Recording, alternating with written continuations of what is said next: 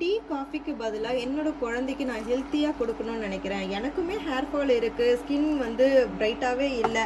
அதுக்கு ஒரு ரெமெடி சொல்லுங்கன்னா, இந்த ட்ரிங்க் குடித்தா போதும். என்னடா வெறும் பால் குடித்தா அந்தளவுக்கு க்ளோ ஆகுமா அப்படின்னு கேட்டிங்கன்னா, அதுதான் இல்லை. நம்ம வந்து ரோஸ் பயோட்டின் பவுடர் வந்து இதில் 1 ஸ்பூன் அளவுக்கு ஆட் பண்ணுறோம்.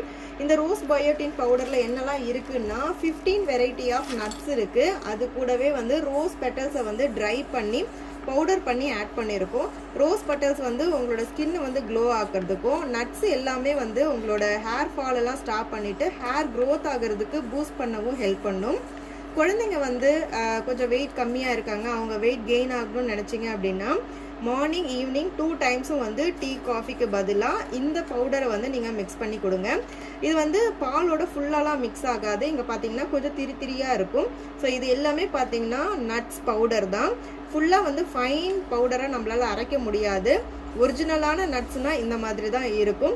ஸோ உங்களுக்கு இந்த ப்ராடக்ட் வேணும் அப்படின்னா ஸ்க்ரீனில் தெரிகிற வாட்ஸ்அப் நம்பருக்கு காண்டாக்ட் பண்ணி பர்ச்சேஸ் பண்ணிக்கோங்க. உங்கள் குழந்தைய ஹெல்த்தியாக பார்த்துக்கோங்க, உங்களோட ஹெல்த்தையும் கேர் பண்ணிக்கோங்க. இருப்பதை வைத்து இன்பமாக வாழலாம். தேங்க்யூ.